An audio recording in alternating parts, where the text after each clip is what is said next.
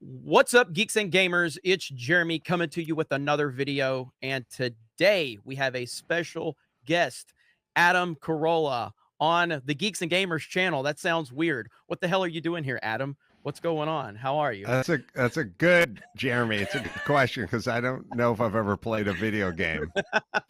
Well, unfortunately, we as geeks and gamers, we do call out a lot of the woke nonsense in Hollywood, and we talk about the identity politics and a lot of the things going on. We're big supporters of Gina Carano and the Daily Wire. Obviously, you've got some things going on with the Daily Wire, with Truth Yeller.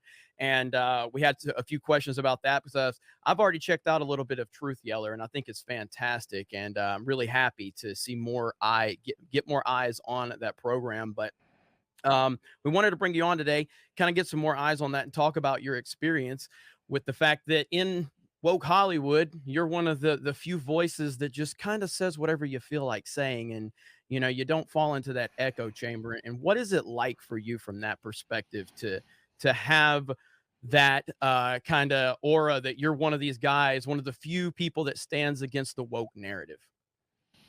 Well, it's never comfortable to be a Pittsburgh Steelers fan, a Baltimore Ravens bar.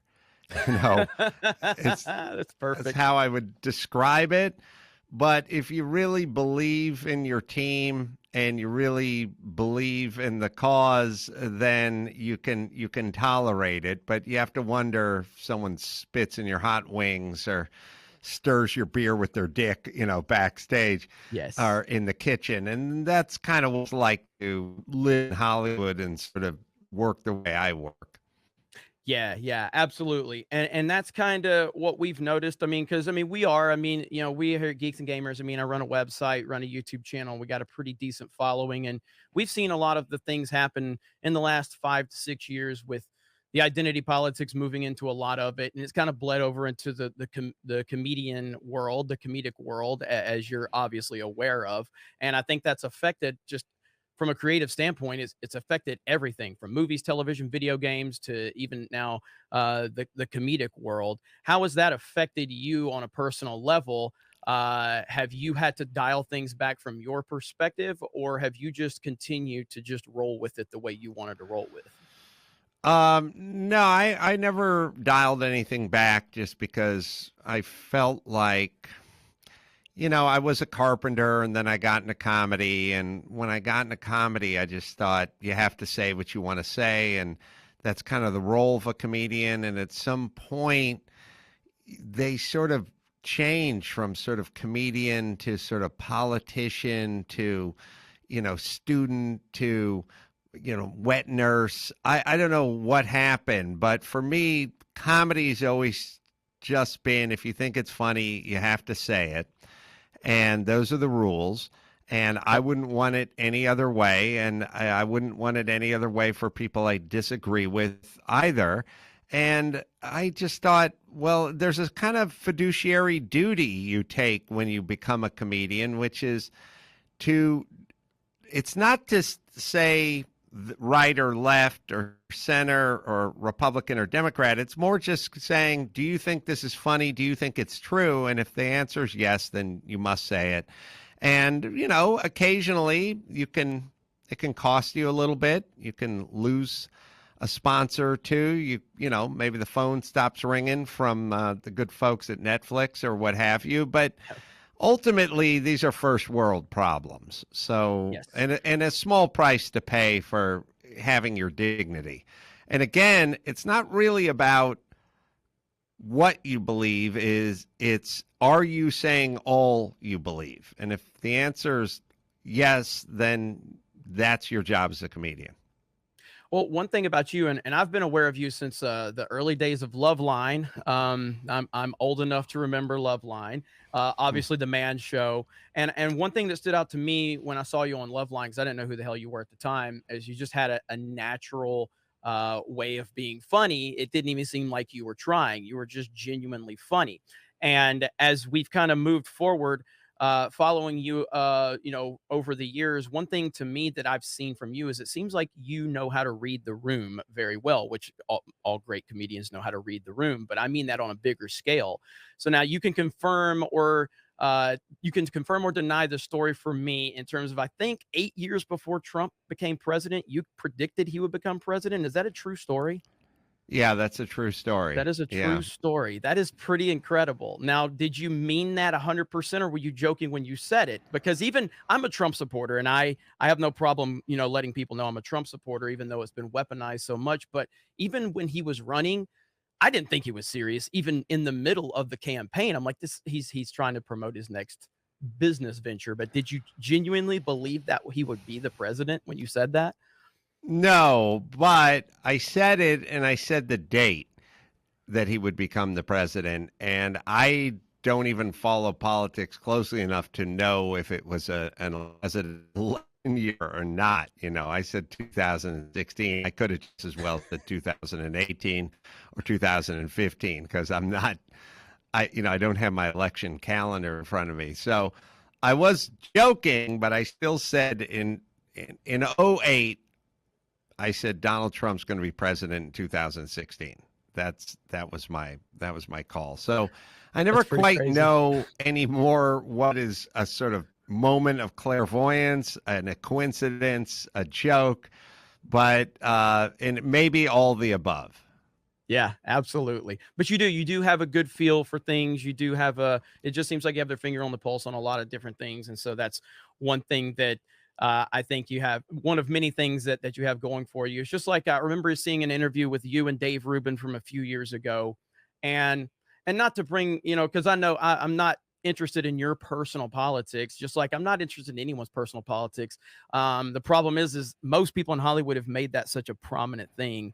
But I think the right way to treat people is just to treat people as individuals. And if people don't want to talk about it, it's whatever. But I do remember an interview with Dave Rubin where you said the way you can look at Hollywood is if people don't talk about their politics, you can pretty much assume where they lay because I know where Mark Ruffalo stands, is what you said. I know where, all these people that can't shut the hell up about what they believe. But if there's a lot of people out there that just kind of keep to themselves, you can generally kind of just understand where they stand. And with Hollywood, with the world you're in, obviously we've seen this Dave Chappelle thing that's happened recently. And I don't think I even know Dave Chappelle's politics per se in terms of who did he vote for, who he didn't. But seeing the mob come for him the way they have come for him, has that been kind of in your mind in terms of are they going to come for me on that level? Has it bothered you to see them come for him on the level they have? Considering he hasn't even said where he stands politically on a candidate, but they're coming after him like he's a Trump supporter. Yeah, well, there's a couple things, I guess somewhere in the Bible, maybe it says you're either for me or you're against me. But the reality is there's a lot of people that aren't for or against. They just want to get on with their goddamn lives and be left Exactly. alone, which would be Exactly. nice. Hollywood, you have to take an oath and declare your opposition to Trump or to whomever is on the right side of the aisle, or you're part of the problem. And it's easy, and it's also self-serving. If you're Mark Ruffalo, you just bloviate about how much you hate the right, and it's much easier to get a job. Obviously, it's more courageous to see you disagree with the left and see you're gainfully employed in Hollywood. And what I was saying is people would say to me, like, Jerry Seinfeld, where's he staying politically? Or this other comedian, maybe Jay Leno or somebody like that. And I would go, well, have you heard them say anything about politics? And they'd say, nope. And I'd go, well, I think now you know where they stand. So when you're Mark Ruffalo, you can say whatever because that's approved by Hollywood in the script. They pretend like they don't have a script, but there's a reason why they're all attached to the script and on the same page. If you say nothing, I assume that means you think differently than Mark Ruffalo, but I also assume it means you want to be gainfully employed. Absolutely. Don't say Absolutely. anything and you stay employed. Now, I'm in a unique position, which is Disney's not my parent company. I don't have to deal with ESPN. I don't have to deal with Netflix. I don't have to deal with HBO. So I get to say whatever I want. I'm assuming a lot more people would say whatever they wanted as well, except for we figured out how fast you can get fired from ESPN, for instance, who's not even supposed to be a political network, but how fast you can get shit canned from any of those platforms, or if you're the host for The Bachelor, anything. So people make business decisions and they keep quiet. One thing you're doing with Daily Wire now, how did this whole thing happen with Daily Wire with Truth Yeller? Can you get into any of that in terms of how you guys came together? Because I love what Daily Wire is doing. Gina Carano, I became an annual supporter of them when they brought Gina Carano on. I've got my leftist tears mug here. Hmm. Um, and I'm a big fan of what they're doing. They just hired a former ESPN reporter that was fired. So they're moving into the sports world. And I really like what they're doing. So can you tell us a little bit about that and how that whole all came to be? Yeah, well, I'm a comedian, and comedians want to do stand up specials. And there's a couple of outlets traditionally for stand up specials, Netflix and the aforementioned HBO and places like that. Those places are filled with partisan elitist snobs, just rude, arrogant, super lefty Hollywood pussies. And there's no place for someone like me there. They won't have it. They're half of them, their wives are like, BLM activists, stuff like that. Yes. They're all fucking pussy whipped. So it's not worth even attempting to go over there. And they're rude. Like the people at HBO, Netflix, they're assholes. And there's nowhere to go if you want to do a stand-up special if it doesn't comport with whatever their vetting, their social justice vetting process is. But what they didn't really count on is that they didn't have a monopoly on voices, and they didn't have a monopoly on opinions, and they didn't have a monopoly on entrepreneurs. And at some point, if that's what you did, you would give birth to these other places like the Daily Wire, and they want different voices from different places, and they're looking to expand, as you mentioned, through sports and Gina Hmm. Carano and features, and not just be a political platform, but an entertainment platform. And because ESPN or Netflix or HBO has their, kind of McCarthyism in full display, there's a lot of people that don't fit into that system. Maybe it's a woman who's trying to get pregnant and she doesn't want to get vaccinated, or maybe it's a comedian who has a few Joe Biden jokes and doesn't work with their orthodoxy. So the business model at Daily Wire, which is smart, which is okay, cast offs who are talented but can no longer work in the Hollywood system, come over here. We'll cut you a check, and you do what you would have done over there, do it over here. And I'm doing 6 specials with the Daily Wire stand specials. Jay Leno's the first one that's up. Rob Riggle's the second one, and we have more to come. And for me, it's a pretty simple equation. These people are gracious and they're welcome me with open arms, and Hollywood has kind of shut the door. And I'd rather say what I want to say in a place that wasn't a traditional platform to say it, like the Daily Wire, but in 10 minutes will become that.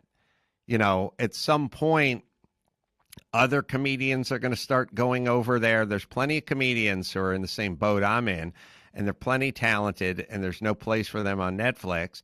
Not because they're not good enough, but because Netflix has created some sort of environment where they don't want alternative opinions. So they'll go over to the Daily Wire, and then the Daily Wire will become a platform for folks that go against the convention of Hollywood to get their voices heard.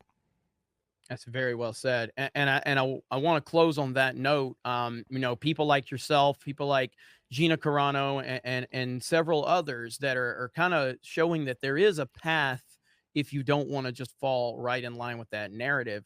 How does a young and up and coming movie actor or a comedian make that decision if they're struggling with, hey, I really want to make it in Hollywood, but I also don't want to sit there and just bend the knee to the narrative. Do you think that in the next 5 to 10 years, places like the Daily Wire and other outlets, hopefully something like a Geeks and Gamers. I follow places like Barstool Sports, which necessarily don't get into politics or anything like that, but they do kind of go against that narrative of how they cover sports. And I really think that the rise of independent media is prominent. Do you think in the next 5 to 10 years, places like Daily Wire and maybe others are going to start creating a bigger platform for people that will have an outlet if Hollywood isn't the place for them? Do you think that's possible for someone to believe that? Well, absolutely, because as long as you have a market, and the market is basically half the country, that's the market. And that Exactly. market is not being served or not adequately being nourished or served because everything is built and constructed for half the country. I mean, it's a pretty, we got a lot of entrepreneurs in this country. There's a lot of smart people who want to make money. Maybe there's an ethos to it and maybe there's a morality to it, but mostly there's a business to it. And I always kind of use the example of if you just said, this block was filled with Italian restaurants, I'd say, why don't we open a Mexican restaurant? And Netflix and HBO would say, because nobody wants that. Everyone wants more Italian. And I'd go, why are you opening your 8th Italian restaurant? Let's open a Mexican food place. Exactly. Because half the country likes Mexican food. And then Netflix would say, who cares about those smelly Walmart shoppers who like Mexican food? We don't like them. And I'd go, fine, but a good business person would go, a good business person could go, I don't like Mexican food or Italian food. I'm still opening a Mexican food place because half the country likes it and there's no restaurant on this block. And that's essentially what's going to happen. And so these people who hate the Daily Wire or Barstool Sports or whatever, they're feeding right into their plan. They're Yes. creating them. These are entrepreneurs. And they're also forcing talent to go there as well. So it's going to get bigger. It's already gotten bigger. Look, this stuff didn't exist a few years ago. It just didn't. There was nowhere to go. There were no, if you take a look at the iTunes podcast power rankings, you couldn't find a conservative podcast on the entire top 100. Now there's 20. Dominating That's what they're doing. They have created this. And Absolutely. my thing is good for you. Nobody deserves it more than you assholes. Damn right. Well said. Well said. Well, I thank you so much for coming on and talking with us. And if there's anything you'd like to plug or let people know where they can find you, please let them know. We'll put all the links in the description below, and you're welcome back anytime, Adam. So where can people find you? You can go to amcarolla.com for all the live shows and the podcasts and everything you need to know about me. And you can shoot me a tweet as well. Just go to amcarolla.com. It's all there. All right, man. Well, thank you so much for coming on. We do appreciate it. And I hope you guys enjoyed this. Go check out Adam Carolla over on Twitter. Check him out, Truth Yeller, over on the Daily Wire. I've already seen a little bit of it, and it's definitely worth your time. You guys have a great day, and we will talk to you later.